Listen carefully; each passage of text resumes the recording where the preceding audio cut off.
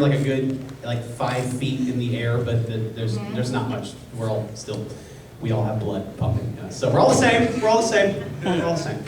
So if you don't know who we are, You're Amanda Lee. that's right. And you're Caleb Hiles. Indeed. That is me. Yes, also me. The introductions are out of the way, so that was easy. I know that because I bought your music. Oh, thank you. You guys are awesome. Thank you. Bless. I know. Someone said bless. Now I say it. And I say yikes and bless. It's my catchphrases for the rest of my life. You're welcome. Now they're yours. I'm catching on to like the dances of people like Gen Zs, and I think the latest one that I kind of get is the thing where they do that and they stop. But I feel so old when I do that because I don't know. It just feels weird. See, I feel like some of y'all are like, what is that? Good, true. Yeah. Don't try to figure out what it is. That's TikTok. Yep. Talking about dad outfits earlier. Yeah, I know. Apparently this outfit is dad. No. Like, so my wife, a little, somewhat. Sorry. Somewhat. Sorry. It's Just okay. with It's the okay. move. It's okay. Yeah. You can't do that together. Hey kids. Relevant. How do you do, fellow kids? Yeah. Cool. Subscribe to my Twitch channel. Follow me on my social medias. Yeah, right. Facebook, Instagram, Click the Twitter. bell. I already do. Thank you. Already. Thank you. Thank you very much. And I tried to tag you, but Who all was here at my panel yesterday? Just a show of hands. Okay. Handful of y'all. Good to see you guys again. Well, then I imagine this one will probably go the same. You've done YouTube panels before, right? Yeah. Tons of times. Tons. Yeah. And it's goes usually great. it goes great. We talk about how wonderful everything is. No, everything's fine. Everything's great. This is fine. Nobody panic. Nobody panic. But yeah, I figured it'd be like a general Q&A about things. Yeah, that sounds great. It That's can like- be about, it can be questions about us, you know? Mhm. It could be questions about YouTube, the platform, starting on YouTube. Any questions involved in that realm, that's what this panel is for. And yeah, that's what we're here for. So hopefully some of you may have channels, maybe have aspirations to start on YouTube, maybe have aspirations to stream, be an entertainer in some way, and maybe between the two of us, we will have some at least interesting dialogue, maybe enlightening dialogue about it. So yeah, don't be shy. You can ask everyone, there's no dumb questions. We may have heard it before, but honestly, if you haven't heard the answer, then you deserve an answer. So with all that being said, feel free to someone break the ice. Let's ask some questions. Yes, you start. I have 2 channels on YouTube. One, Tim Plays a Game, the other, DJ Timitation. Okay. One's a Let's Play, the other's kind of like a DJ thing. I'm trying to bridge the gap though. I have way more subscribers on one channel than the other. What would be the best way to get people from the Let's Play channel and get them to the DJ channel? Yeah. I think even if you have 2 channels and one's doing more than the other, and I think maybe at least I might be inferring a lot, but maybe you understand best YouTube practices and whatnot. So you're probably already cross-promoting your channels in some thoughtful way that isn't too involved. You know, maybe just a little plug here and there in a video, which would be my advice for that. Also with the understanding that we're all wildly complex individuals with a lot of different interests. I might have a channel for singing other people's songs as a cover channel, but then I might also start up, my breakdown of the world's best soccer team, starting from like the 300th country all the way down to #1. Now, how much crossover is there between those 2 examples I just gave? Probably, maybe not very much. Maybe there is some. But there's an understanding for me that the audiences won't always mesh, and maybe the size, just because I have multiple interests and have them I'm sharing them, doesn't mean that same amount of people that follow me for this one thing are going to move over to the other. I think you keep thoughtfully promoting it in ways that are maybe new ways to get people interested. Maybe they don't even know they want it. You can find a way to get the audience that loves the games into the other one, and maybe they pique their interests in a way that would appeal to a gamer, I don't know. Right. And then go from there. I think that's the best thing you can do, but understanding that just because you have a large audience on one side doesn't mean they'll necessarily be interested in your other interests. Gotcha. But I think, doing the best practices, that's what I would suggest. Do you have anything to That do was with really that, Amanda? well worded. No. Okay, cool. Do you want to pick the next question? Sure. How about you in the blue shirt? Hi, this is for both of you. Do you think that the YouTube algorithm's current emphasis on watch time and click-through pressures YouTubers to sacrifice quality for quantity? I think maybe for YouTubers that don't do music, it might be more difficult, but I feel like since we do music, our songs are roughly, 4 minutes, maybe YouTube size is shorter. But I find that for music, the watch time is longer because they're songs and they get put in playlists. So it doesn't really affect us as musical YouTubers, but I know it does affect people that do vlogs. Because there's the 10-minute algorithm where it's if it's 10 plus minutes, YouTube gives you some bump, but we never get there because we do music. Can't imagine a 10-minute anime song. Ooh. Yeah. That's a repeat song. Red like right, I know. Red like Tackling medley. Ooh, no. Yeah. I agree with all you said. That entire thing. Yeah, I don't think there's much pressure on us. I can see there being pressures on others. But for me, the interesting thing is how funny that we've looped back around in some weird way to regular cable television programming. So a 22-minute video has 3 to 4 mid-rolls, like a television show. There's a minute to 3-minute long ad in between your 22 minutes of programming. It's just interesting that's where it's ended up. I don't know if it'll change from that. It might stay that way. But I think pressure is what you make it, and I feel like if you're on YouTube and I don't know, I feel like our day is coming where we're going to have something happen that's going to wildly shift everything that cover artists do, and it could, very well could, but that's part of also entertainment as a whole, is shifting and being prepared and adapting and working with what you're given. So I absolutely think it does put pressure, but it's just a different kind of pressure than it was the previous time pressure was put upon creators that way. So it's just a different time for us on that. All right, I'll get a next one. You, sir, yes. This is for both of you. What is your personal favorite project you've worked on, or what would you like to work on in the future that you haven't gotten a chance to yet? Do you have an immediate one that comes to your head? Because I'm still running. I know. I'm still running in my Everyone's head. what's your favorite? Well, it's picking children. How do you pick? And also, I do music and voice acting, so they're very different. So I do have personal favorite songs, and I do have personal favorite characters. The League of Legends thing that I did was really fun because I got to work with a team for the yeah.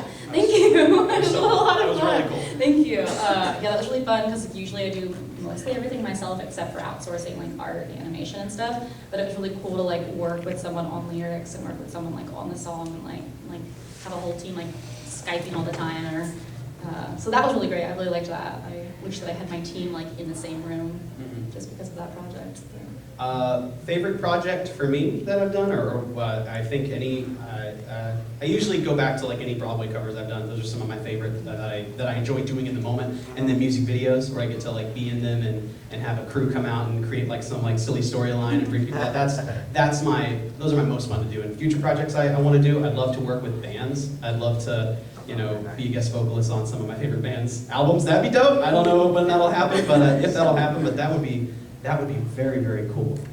Maybe Metallica or Taylor Swift can hit me up. That'd be neat. If Brendan Urie ever just stops wanting to sing, I'm here. I'm here for you, Taylor. I can put on a cool jumpsuit, look cool, and not dress like a dad for a couple of days and look stylish and do everything very, very well, which that man does. But yeah, those are some of my favorites. Other questions you can ask? You weren't there in the gray shirt. Yes, this is for both of you. And recently, YouTube has made changes to the copyright system with manual claims, with timestamps. Thank you. What are your reactions to this, and do you think this is a good change for YouTube in general for musicians? I think it's a start in the right direction. Yes. Again, it doesn't affect me because I license all my music, so copyright's not been a problem for me since I've been licensing. But I think it's a step in the right direction. They're actually doing something. Yes. Yeah, I agree. Thank JonTron. We'll see how it plays out. JonTron did a video about that too. Yeah, the manual claim system for YouTube and the copyright issues that they've had, where someone will just include, or not only just the copyright system, but also if you release a video and it has questionable or content that YouTube doesn't want in a video that's not advertiser friendly, now you can know exactly what it is. At least if the system works as it's supposed to, you can know exactly what you want to remove, and then that'll be fine. From the copyright side of things, I'm very curious to see when I saw the announcement of that you can do manual claims, and you can now companies can specifically say, hey, this part right here at this time in your 10-minute video is ours, and you need to remove it, and you can. Yeah. I'm curious to see how that works, because it's no longer carte blanche. They don't just say, this is ours, you figure it out, you know what you did, it's ours now. We're gonna make 100% of the money on a lot of people's videos. I'm curious to see how advertisers are gonna go about that, because it was so easy for them. They could just claim a video that happened to have some of their material in it, and they make 100% of the profit. But now, they have to know specifically where it is, timestamp it. That sounds like a person has to do that, like a team has to do that. Yeah. So you're gonna have to start having these large corporations hire full teams, in my opinion, to watch videos, go in at 8:42, you're using this and it's ours, and and we're gonna put a claim over that, or you can remove it, and then they don't get any money, because if you just remove it, then that advertising team has just basically said, hey, if you either remove our material from your video, this little bit you have, or you're not gonna make any money. And then someone goes, okay, well, we'll just remove it. And they're like, good. And then they're not making any money though. Then the company's not making any money. It was far better for the advertising company just to say, well, you're using our stuff and you figure it out. And we'll keep making money until you figure it out. Instead of them doing it for you, and now they won't make any money off of it. I'm curious to see how it goes. I'm curious to see if advertisers you might have another adpocalypse, quote unquote, just because it's no longer so simple for advertising companies to carte blanche grab videos ad nauseum and take away ad revenue. Yep. So, yeah, that's my 2 cents on it. All right, I'll take another question. Yes, ma'am. Well, hello again. Hi, good to see you. Last year. I have the world's worst memory. I am the first to admit, my family knows it, my wife knows it, it gets me into trouble all the time. All the time. It's okay. All the time. We sang Frozen together, so it's okay. Oh, wonderful, then I'm sure it was a delightful time when we were Frozen. My favorite things to sing. I love bringing people on stage to sing it. It might happen again this year. Awesome. But yes. Well, this is for both of you. So I just recently started my channel. There's nothing on it yet. I just posted That's something okay. for you. And my 3 Yeah. subscribers are just my 3 friends. And There you go. Start somewhere. There you go. How do you deal with the fear of putting out your first video? Ooh, yeah. Ooh. I'll So, let you start with that one. I started How when do I you deal was- with the fear of putting out your first video? Okay, yeah, I just wanted to repeat it for make sure everyone heard. So I started when I was like 14, and I was kind of terrified to upload stuff, but I was like, no one's ever gonna watch this. I guess tags have kind of changed though, and maybe it's easier to find things now, but when I started, I was like, no one's gonna watch it, it's gonna be fine. Getting over the fear, I mean, I guess, My dad just keeps telling me, just do it. yeah, just do it, what's the worst that's gonna happen? That's true. Like, what's gonna happen? Worst Like, I tell thing to myself that in auditions all the time when I'm really nervous, like, when I'm like, I can't, like, I'm shaky, I'm like, well, what's gonna happen? Like, nothing's gonna happen, like, it's gonna be fine. I'm really bad at words. But you could feel, but Amanda, you could feel horrible about yourself. You don't want to have that happen. But you have fun, you do the best you can, and it's out there, as long as you do the best that you can. The one thing I just fear is like the toxicity of some people. Mm. And that's the one thing that I don't like about sometimes with comments. Because I see a lot of toxic people, even on your videos too, I see in the comments, people are so toxic and I'm like, Yeah. dang, you probably just have a thick skin because of it. You're just like, whatever. What skin? You can't have thick skin or thin skin if you just have no skin. So, it's very frightening. This is a suit, by the way. It's very red. It's my life. No, that's a weird comment. So, yeah, I think toxicity and mean comments are... I grew up with a brother, an older brother who relentlessly picked on me. All the And I have time. an older sister that relentlessly picks on me. Yeah, and so you're probably used to it in one way or another. Maybe you never get entirely used to it where it's not like hurtful or whatnot, but it definitely it did toughen my skin a little bit. Sticks and stones may break my bones, but words will never hurt me, kind of thing. That was my entire mantra. Yeah, But it's so sad too because my brother, like, I don't know if he was supposed to be that way because he was I don't know if he's not here. My parents are here, but he's not. Man, he was relentlessly picked on in school. And he was a grade above me, and he was just beaten up. So he would come home, and he would just do the same thing that they did to him, and he'd do it to me. But fortunately, we were in a scenario in a household, and my parents would be like, well, Caleb, he just doesn't know, he's had a really rough day, and he still loves you, and they make him apologize. So it was kind of this perspective that I was given on a bully, actually, to a degree, in a very real way for the majority of my life. And it turned out to be that way. So for a lot of my life, if it ever happened, I was kind of unaware of it because I had a very real example of it at home, and just had a lot of empathy for people who acted like that, because that was kind of instilled into me. And I think it's just very difficult to do that, because I think that one of the most important things to us is us and our identities. And they're so easily fractured, because I think our identities, at least, pardon my soapbox, will be brief, our identities can be somewhat fragile things and shifting things. And when they are those things and not grounded in something that we can, count on, then it can be easily rattled or broken. And bullies thrive on that. That's stuff you've all heard before. You've heard these things. So I think it's just moving through that. It's just knowing where your worth and your value lies. That's what I would say. Yeah, the empathy, and yeah, bullies are, they're really sad, and they're really, and all those things, it. But ultimately, it's like, where's your value? Where's your worth? Who are you, and where is your value and your worth lie? Where is it created? Where does it sit? Where is its foundation? And then, if you have that set, then there's really not much people can do to shake that. And it takes work, it takes time, and it takes good people around you. People you trust, and people who love you, and like you for who you are. So that would be my advice in terms of starting your YouTube channel and not being afraid of it, is just knowing that they can't touch your value. They can't touch your worth. That's how I would go about start worrying about YouTube channel. That's starting it and putting your passion out there. Yeah, that's my 2 cents on that. That's a great question, though. That's all. I do love answering that one. Let's see. I asked her, so you can pick the next one. You in the black shirt. Yeah. I'm actually curious about what software to start with, and not Windows Movie Maker. That's terrible. What software to start with? Yeah. Okay. What did you start with, Amanda? I started with GarageBand because it was free and it was on my Mac, and it's a fine program. It gets the job done. It gets the job done. That's me in Audacity. It got the job done. It got the job done. It did exactly what it was supposed to be. You hit the red button, the red circle, and it recorded. And whenever you hit the stop, the square, and you hit the triangle playback button, it played back what I did. Wow. And that's what I needed to know. Technology, this is crazy. And it's free. That's what I started out on. But now, and everyone's different. Everyone has different things they edit with, and that's why there's so many different softwares, because people have different preferences. And for me, I do ship a lot of my work off to individuals who are way better than I am.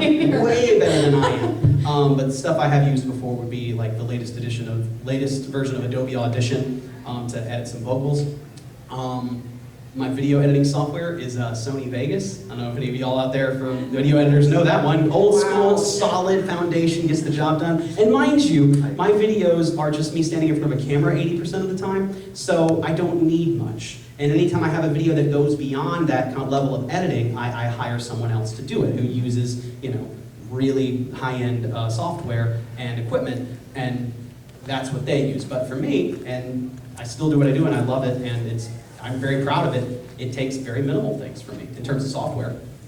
Yeah, I think I used Audacity, and then I upgraded to GarageBand, and I tried Pro Tools. It's way too complicated. So I downgraded to Logic Pro, which is literally the upgraded to GarageBand. And I was like, this is good. It's a good medium, like the good medium bowl of porridge that I like. But I literally use iMovie to put my videos together.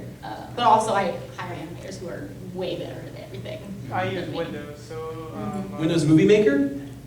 Oh, because that's like my favorite. Like barn door animation and stuff. Hey. AMV creators out there, that's what I'm talking about. Barn doors, blue background, fading text. That was my favorite. All time. You recommend Vegas for starting out?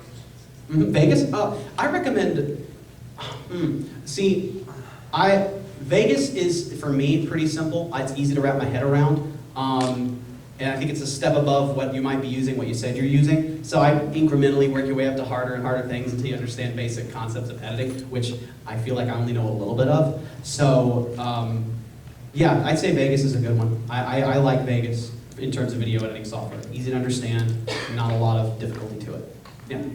Okay, let's see. Hello, hi. Hi, free hugs. Good to see you. Yeah, I don't mind He's the security.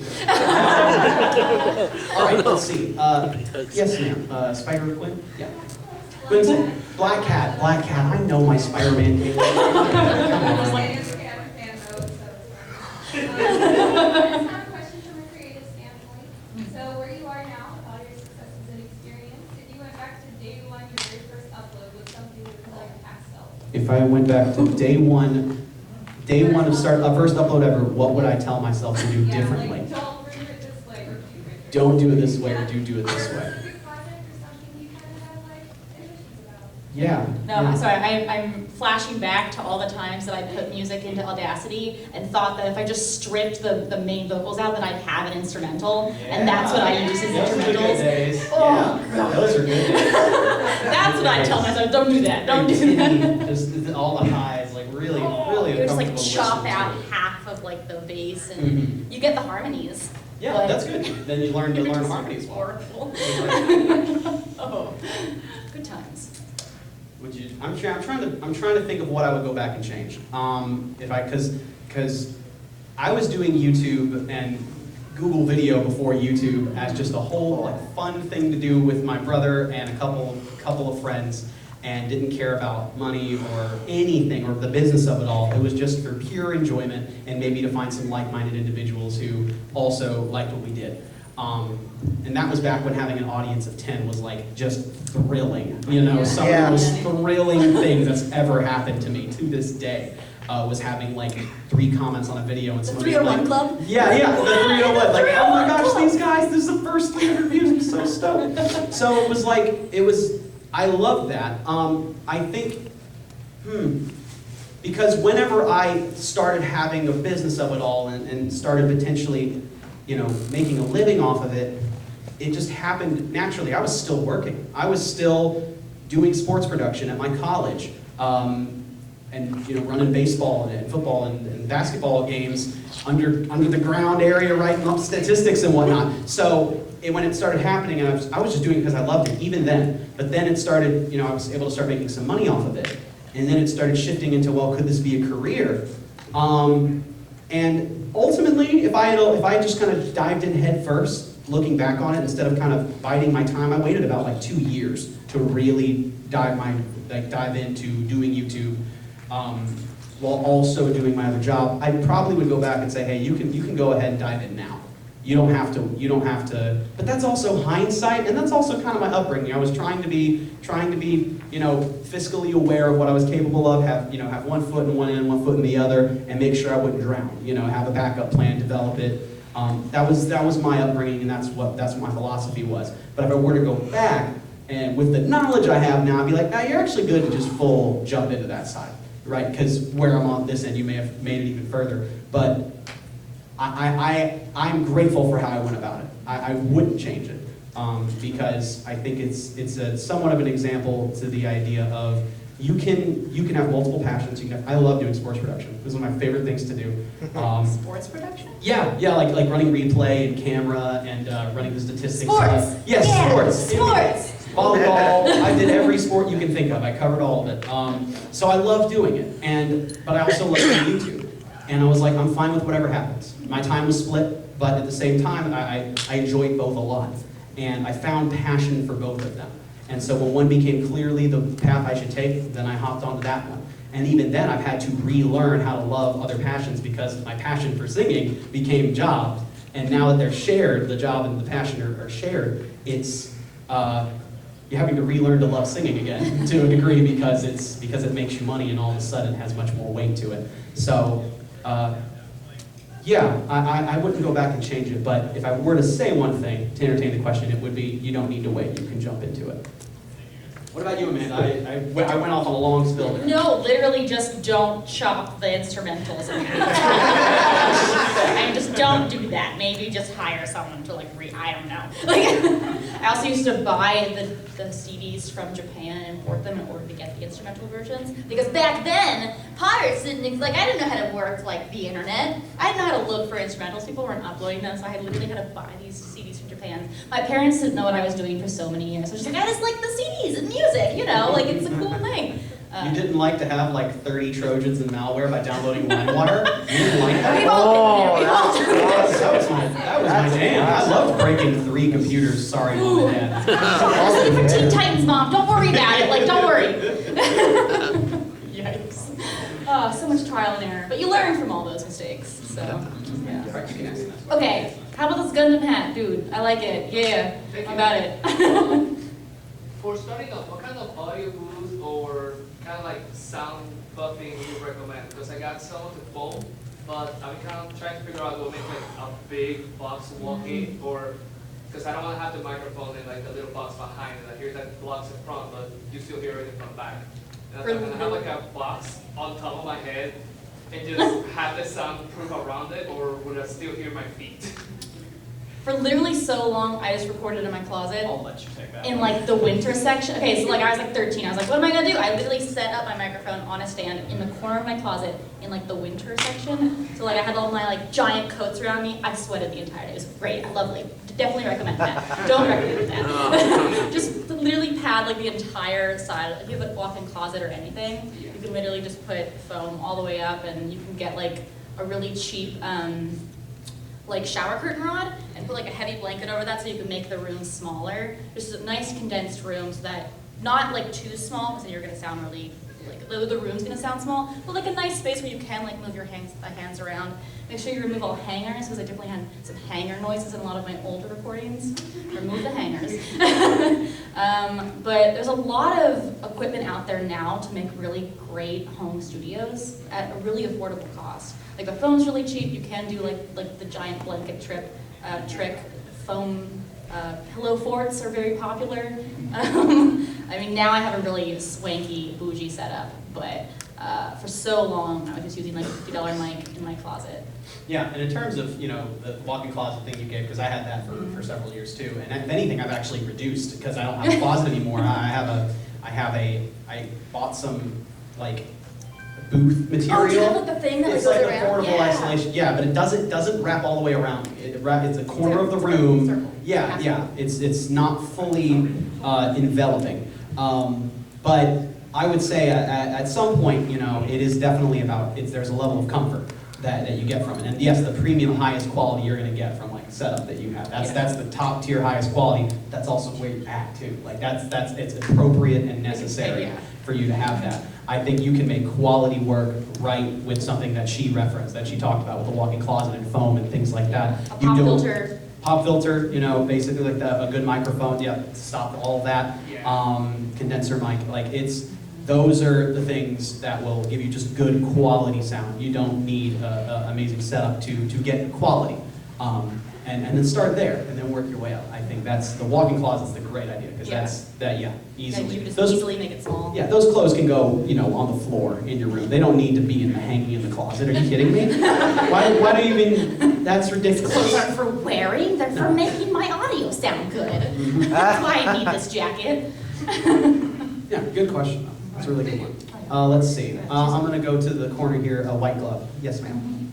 Forgot I was wearing them. So I've had my YouTube channel for almost 8 years now, and it was mostly music for pretty much almost 99% of the time. And I was doing covers with vocal synthesis stuff like MR.GEEKMEOUT, synthesizer beats, stuff like that. And I've just started to actually implement vocals into my original music that I normally didn't upload, and I started to upload some of that. But because of that, I'm kind of worried that I'm going to lose my chances with working with original music if I keep doing covers. Should I possibly consider phasing that out? Or You consider phasing out original songs? Covers, yeah. Phasing out covers to make your originals, or? Yeah, but then I'd sacrifice, not to say quality or quantity over quality, but I did like having things and projects to work on. But if I'm casually working on stuff in the back burner and have nothing to work on with covers, am I going to lose a lot of people who might only want originals to try to transition to originals? Okay, so you're saying that in your channel that you're running, people often, for the 8 years you've been doing it, people really liked your originals. They liked the covers initially. They liked the covers initially, and you started uploading originals. And are you saying that are you afraid that if you keep uploading originals that you lose an audience that likes your covers, or Yeah, same kind of thing. Okay, yeah, I'm just making sure I understand the question fully. Oh man, that's kind of what I'm running into at the Me moment. too, I was gonna say, Yeah. I was like, this, like, you know, this is speaking to me Yeah. because I feel this like so hard. So I had an original EP. It kind of flopped the same way. Like it did well, but it doesn't do nearly as well as my covers. So I kind of kept it my covers because I'm like, this is what pays the bills. Like this is what everyone wants. But like original music is also like an escape for you too. It's like a different way for you to be creative. I think the best way is to work on a bunch of covers, just to really hammer out a bunch of covers, make sure like they're good quality, that you're proud of them, and then slowly release them over time. So let's say you work on 5 covers and you upload them weekly. You have 5 weeks there that you can then spend on original music. Because like people don't know that you have 5 covers on the back burner, slowly to like schedule and upload, but then it gives you the time to like not worry about doing covers. You can then work on original stuff. Yeah, and I sympathize. You know, I think there's a bit of a fear in uploading your original music, at least with a cover channel like ours. That can apply to a lot of people's different channels. Is that, you know, when you start uploading something a little bit different than what your audience is used to, even if it's in the same vein when it's music, you know, it's not. Now it's vastly different in the sense that it's your music, not someone else's, and they're 2 very different things. But I still understand the fear in not wanting to alienate an audience, not wanting to have them leave your channel because they know you for covers and they go, oh, this isn't whatever I used to, bye, you know, I'm gonna leave now. But I think there's something to be said for, I think what you mentioned is like, that's for you, that's your joy. Like, if you love doing covers, which is great, but you also find yourself really wanting to also make original music and release original music for someone to hear, then do that too. And I don't think it's, for me personally, I don't think it's too far of a stretch to release that material. I would, if I'm gonna do it, when I eventually do it, it's gonna come out bit by bit, my original music. I'm not going to release too much all at once because I don't want to alienate my audience, and that's just me. And the fear, I think, more or less of doing that. But if I were to release, covers in between it, I feel like it might be more palatable. And I also think going in with an expectation of understanding that this is different than what I do, this is different than what my audience is expecting, I don't anticipate this to do as well as a cover might do, the potential for it, then I think you can mitigate disappointment from it, and understand that, at least for me when original music, it's a bit more personal about original music, so I'm a little bit more invested in it, and I know I don't want the worth to be ascribed too much to likes and comments. I don't want the algorithm and its success within it to define its value too much, because it is important to me. So that would be strictly a passion thing. Even if I release it on my channel, which makes money and is part of the career, I would do my best to separate, compartmentalize it in my mind as this is a passion project I released for the few that want to see it, and then my covers are the things that the audience as a whole wants to see. And I can count on that more than I can count on the covers, and then I count on the originals. And then I think I've allowed myself to release originals in a healthy way, for the channel and for myself. That's a great way to bridge that gap between originals and covers is to do original music inspired by shows. Because then you can use the tags and the keywords and stuff and put it in the title. It's inspired by, let's say you do like an inspired by Attack on Titan song or something. Attack on Titan fans are still going to listen to it, so then you have your core group that loves covers and loves shows and loves like whatever you do, then being interested in your original music, and then you can branch out from there. I've seen, I don't do that, but I've seen artists that do that. Oh, yeah. It's really successful that way. That works very well. Very well for a lot of people. We can take the next one. You go, Brent. Yeah, hey. My channel is not that long, but I started doing my second channel on January. Mm-hmm. Well, actually, last year, because I haven't done much of it. No worries. I was still thinking of starting for a reading channel, right? Like from Creepypasta. Starting a narration channel of sorts, like Yeah. somebody that reads like almost like an audio book kind of thing channel. Yeah, I want to do that one. I want to read one like The Lost Narrator of a certain YouTuber and Creepypasta such. And I've been trying to figure out how to do it though. Because when Mr. Creepypasta and The Lost Narrator does it, there's some audio that music and such. It brings a vibe. Yeah. I really wonder how to start doing that, Um, and which creepypasta should make it easier. Yeah, well, and to be completely frank with you, that is, and much like I figured it might come out, YouTube is interesting because it's almost like a television set, because there are so many different channels that operate independently and do so many different topics. Like you're wanting to do a narrating channel, and we do cover music channels. And for me, I actually don't have too much advice to give you on that, nor would I feel qualified, I think, to talk about how to best run a narration channel or how to go about it. I know Mr. Creepypasta does some conventions around. You may have met him, I never but met him, he's done some panels around the nation, and I know he'd be willing and happy to answer that. In fact, I also know he has his email available on his YouTube as well, I think, as his Facebook, and I'm pretty certain he answers his emails pretty well. So I'm sure if you messaged him, he would actually give you some advice and take some time to do so. So that would be my advice. Will there be a chance if you can text me or write his email? Like I said, it's on his YouTube and on his Facebook, and I don't personally have it actually. It's not one I have, but you're just as accessible to it as I am. And I would check out his Facebook and check out his YouTube, and he can give you great advice. Okay, thank you. Absolutely, my man. Let's see. You, sir. Yes. Sweet, thank you. Yeah, absolutely. Unfortunately, I know we won't get to everyone's questions. We will, we have autographs immediately following. So if you have a question that you didn't get to and we're an autograph, you can ask us it there. We'll briefly answer it so we can get through the line and whatnot. So I apologize in advance if we don't get to your question. We do a fire round too. Yeah, we'll do a fire round at the end. We still have some time, so we'll do a fire round. But yes, sir. So I have a question for each of you, if that's okay. Yeah. So Caleb. Yeah. Do you accept gifts from fans? Because we saw your silhouette video. Yeah. We actually ran a Naruto LARP panel. Oh, nice. A couple of cons ago at LumiCon. Oh, no. 2018, and we saved a headband just for you. Really? Yeah.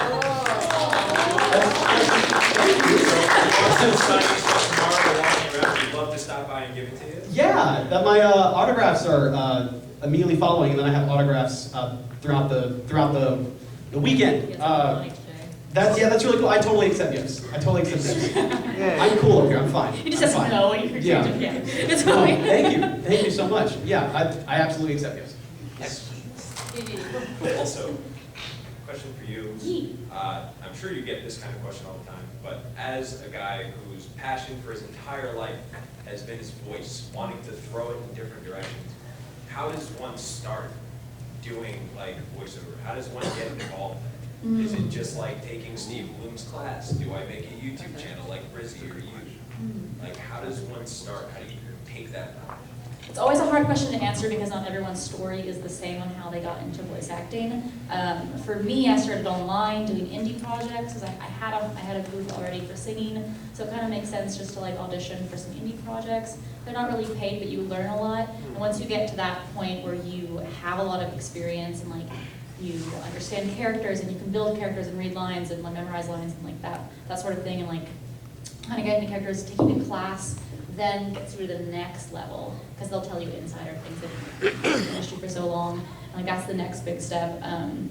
But I personally think doing a lot of practice at home really helps. Watching shows and TV shows and learning from actors and watching YouTube videos. Panels are so accessible now online. You can go to YouTube and watch so many panels just from your computer and learn from different actors and their experiences. I'm not sure where you are in your journey yet, but I definitely wish you all the luck and definitely keep going, keep learning. There's so much you can learn. I'm still beginning. I feel when I look at industry professionals and just keep going.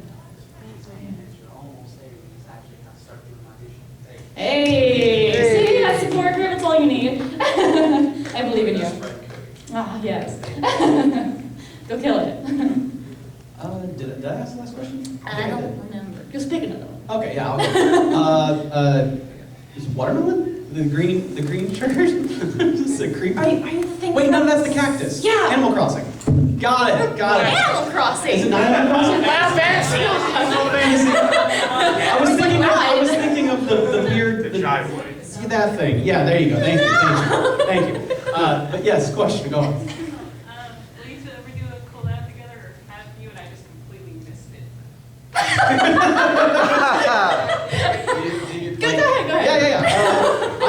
technically been in a cover. Or there was a big collab like back in like 2011 or 2012. Oh yeah. Yeah, and you invited me on, so I sang on that. In fact, you weren't even, I don't even think you were even in that. I wasn't. I did the shouting. I was like, yeah.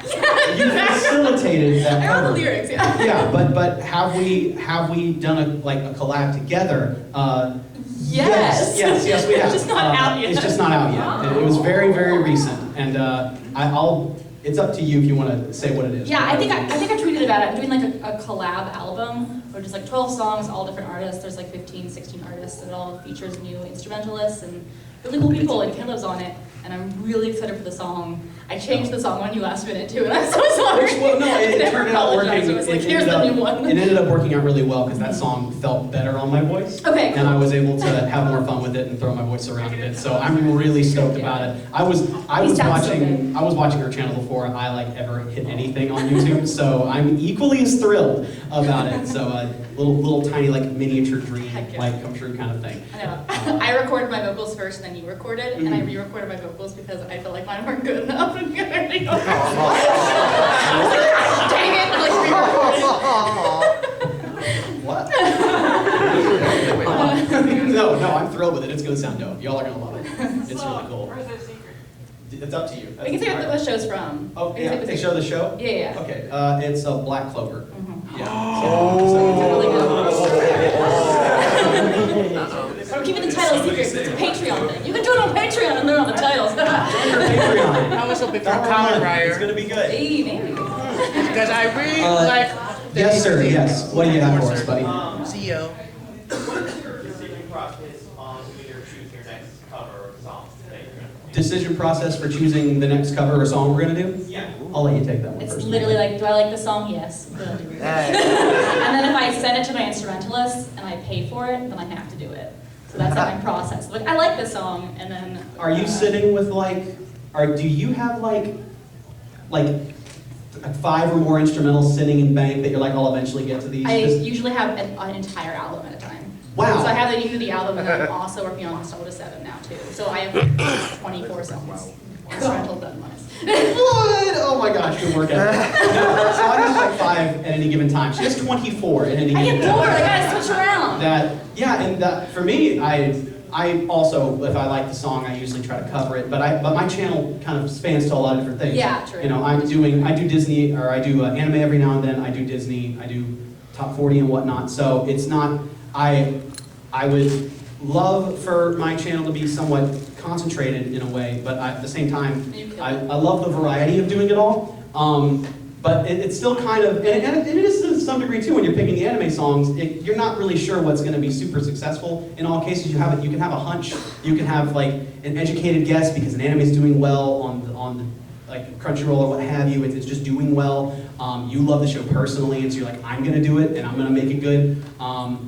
So there's a lot of different, for me, factors that work into me actually choosing a song. And a lot of it's gut feeling, but a lot of it is basing it on some data or like just anecdotal evidence. Like I've had so many people, like if all of a sudden out of nowhere, I have a cover that comes out. Like I just recently commissioned an instrumentalist to make an instrumental for Speechless from the Aladdin movie, the new one that came out. But it's only because out of nowhere, my latest cover had like 50 people saying you should cover Speechless. And I was like, well, what is that? I didn't know. And then I went and saw Aladdin, and I loved it, and I loved the song, and I was like, oh, that's what they were talking about. So then that's kind of like a small little sample size of what my audience might actually want.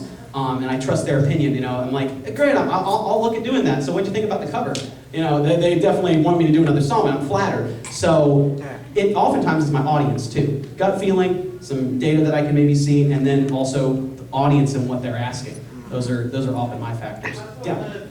Yeah, follow up. Yeah. Do you also get kind of excited or you want to do a recover of the song you've done before? All the time.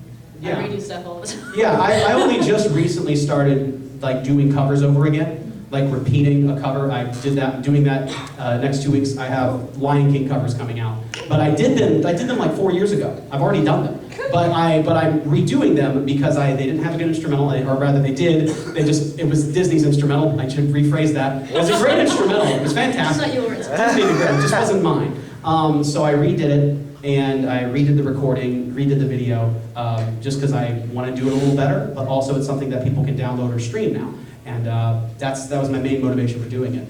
Not because I thought my archives were bad, but because I know I can make it better. I've grown, I've learned new things, and there's a way to have it more readily available to an audience as a whole, rather than just YouTube. And I had end cards that were 3 minutes long. I had an end slate that was 3 minutes of me talking about all my channels and plugging and all that stuff, but that wasn't my channel. It's a music channel, Caleb. You don't need to, you're not personality driven. Calm down.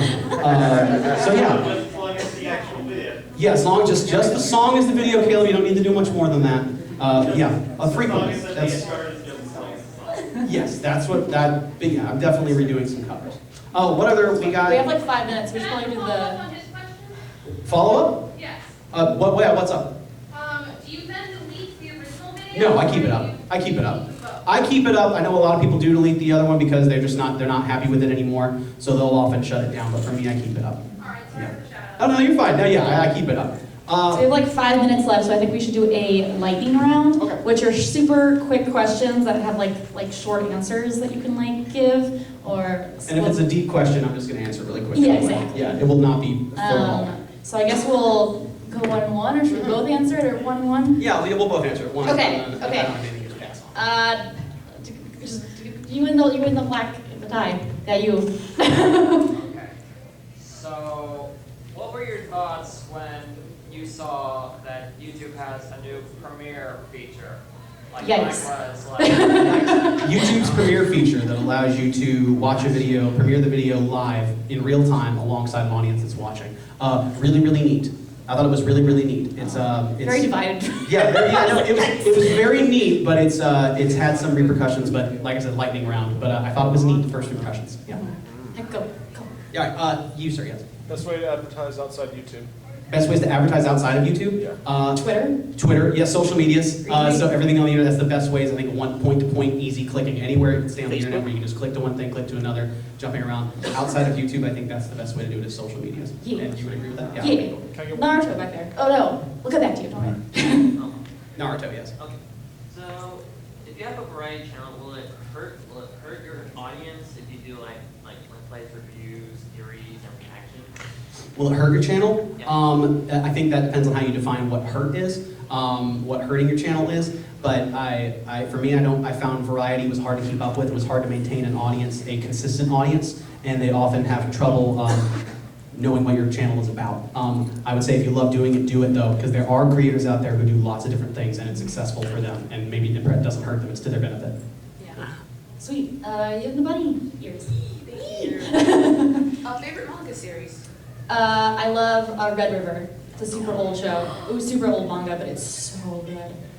First one I ever read was Love Hina, but after now, yeah, I know, right, Aaron? But Toradora. Toradora is my favorite now. I love Toradora. Yes, ma'am.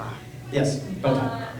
You do a lot of different kinds of covers of all sorts, and sometimes they're fan songs. I'm wondering how you often tend to discover and pick which fan songs you might want to cover. It's often, when it comes to choosing which fan songs to cover, like songs that people made about other material, other IPs, it often is what's trending. It's what's doing well, because those are fan songs. They're inherently for the game, for the audience that is that game. So I will cover like Bendy or Five Nights at Freddy's because there's clearly a huge audience for it, and hearing people's different renditions and takes on original songs made for the game, people love that. I mean, you're really truly in the business of fandom at that point when you cover a fan-made song based off of someone else's video game property. So usually what's trending and what is most popular when it comes to fan songs is those, yeah, definitely. Heck yeah. You way in the back over there.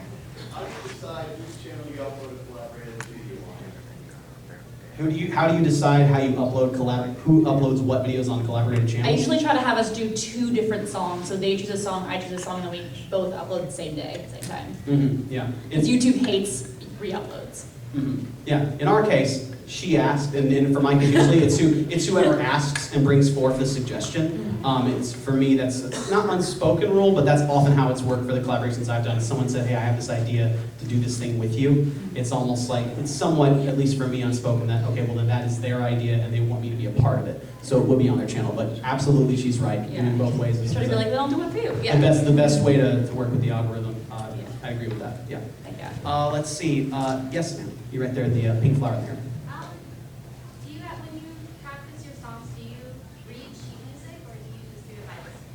Oh, I wish I could read sheet Yeah, music. I don't have I any literally sheet have to music. go like every good bird can fly in order to read the. I'm so bad. I wish. I don't read sheet music either. I know some musical theory, but beyond, I would love to know more. That's actually one of my aspirations, is to like take some classes and take the time to learn and be able to compose. Because we just witness our instrumentalists and composers and things like that. We just kind of stare in awe at how like magnificent they are, just savants. They're like, we just listened to it and replayed it. And I'm like, that sounds like witchcraft, but okay.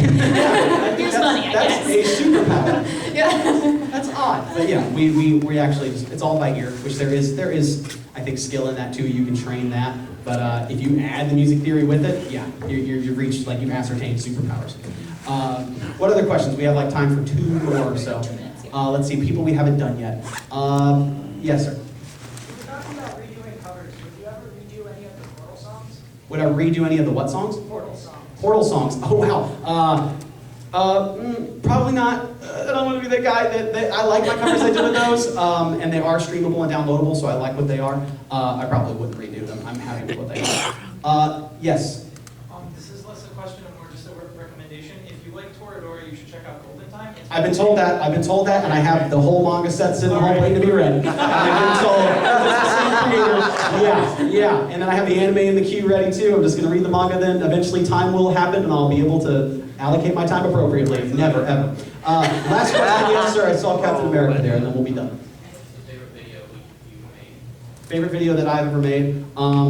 Yeah, kind of what you said. It's like, it just depends on the day. Yeah. But I would often say it's my favorite videos that I do as a category. I love doing Broadway. So Broadway is some of my favorite videos. If you want to see me in my element of me most loving what I'm doing, watch my Broadway videos. Those are my favorites. I really like my medley stuff, which I don't do as many of them, because for a while copyright was weird, but like, yeah, like the Attack on Titan medley and like the Your Lie in April medley. Love to do more of those. Working on one right now. It's Brave Shine and Last Stardust together. So we'll see how that goes. I don't really know.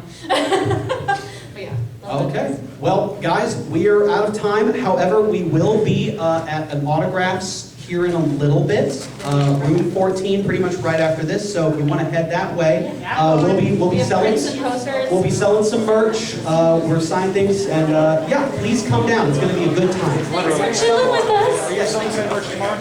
Yes. All right. We'll have all of it.